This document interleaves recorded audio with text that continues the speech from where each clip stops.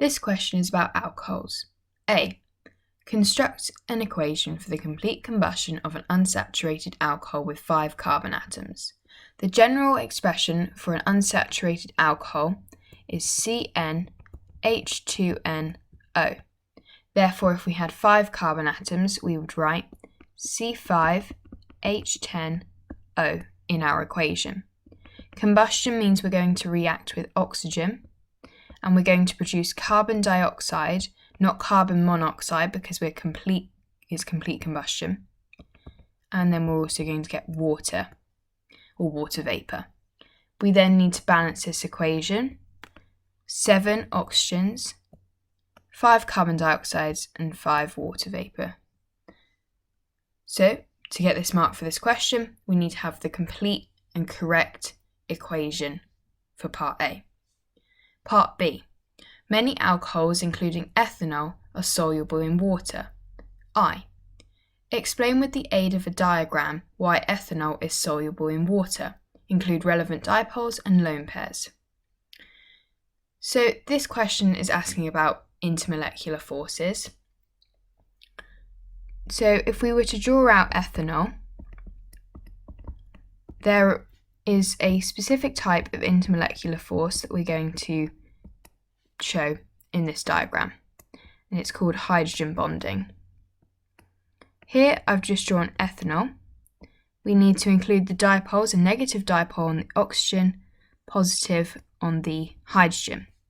There is then a hydrogen bond between this oxygen in the alcohol group on ethanol to water. You need to make sure that the hydrogen bond is going from the centre of the lone pair on the oxygen, and then you need to draw the lone pairs on the water, making sure you've got a positive dipole on the hydrogen, negative on the oxygen, and positive on the hydrogen, because it induces it across the water and the oxygen groups. Then, to get your second mark, you need to label the hydrogen bond. It's really important that you do this, otherwise the diagram doesn't really make much sense to an examiner.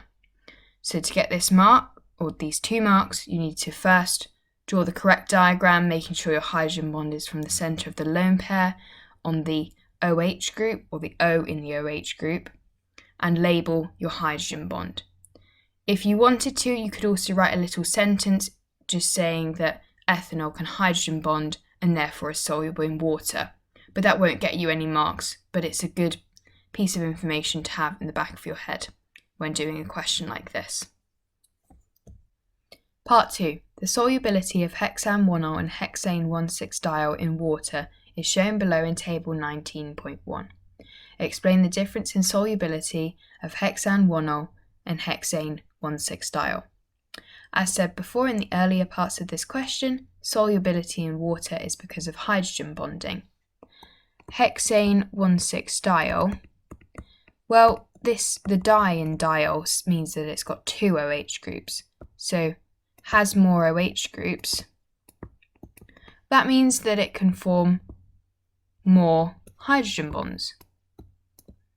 But we need to link to the question, and we're saying the solubility in water, so forms more hydrogen bonds with water, making sure that we're linking to the question, fully answering. So to get this mark for this question, you need to say that hexane-1,6-diol has more OH groups, so more hydrogen bonds with water. Both of these statements will get you the mark for this question, making sure we have both. C. Alcohols are important in organic synthesis and can be formed by the reduction of carbonyl compounds. Part 1. Complete the flowchart by filling in each box.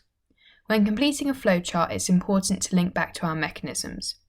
If we start with compound K reacting with NABr and sulfuric acid, well, this is nucleophilic substitution. In nucleophilic substitution, with an alcohol, you would turn it into a haloalkane, so the alcohol will be replaced by a Br group. In reduction, it's a carbonyl compound getting reduced, so it's nucleophilic addition. The reagents for nucleophilic addition are NaBH4 Also LiBH4, both are acceptable. A carbonyl compound, well, a carbonyl group is a C double bond O group, so we need to make sure we show that in our compound. Then, for compound K reacting with an acid, catalyst and heat, that's an elimination reaction, where the OH group is replaced with an alkene group.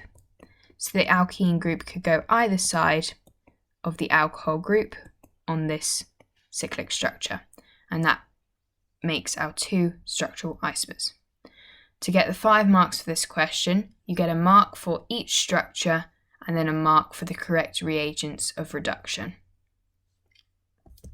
Part 2. What is the name of compound K? Well, compound K, if we ignored this methyl group for a minute, that would be cyclohexanol. But we need to include this methyl group because it's in compound K. So, like with any numbering, I've drawn out the structure, and we number from the highest priority group around the carbon chain. So the methyl group that I have circled, that's on carbon number 3. So in our name, we would write 3-methyl cyclohexanol. And that's how you get the mark for this question. D. Butan-1-ol can be oxidized to form 2 different organic products, depending on the reaction conditions used. Describe both oxidation reactions of butan-1-ol. For each reaction, include the structure of the organic product, a balanced equation, the essential reaction conditions. In your equations, you may use O to represent the oxidizing agent. So, oxidation, for a primary alcohol, which butan-1-ol is, there are 2 different routes that we could take. If we draw butan-1-ol out, well, that's butan-1-ol drawn skeletally, and then we add our oxidizing agent. If we distill butan-1-ol, we get an aldehyde. An aldehyde is a carbonyl group which has a general formula of C double bond OH with an R group. If we continue to oxidize butan-1-ol, so having 2 oxidizing agents, and this time we reflux, this is a second condition, we would this time get what's called a carboxylic acid. The general formula of a carboxylic acid is an R group, C double bond O, OH. So, to get the 5 marks for this question, we need to have the correct equation, and then you get a mark together for distillation and reflux. So you get 2 marks for your equation and product for both stages, and then 1 mark for the both reaction conditions being correct.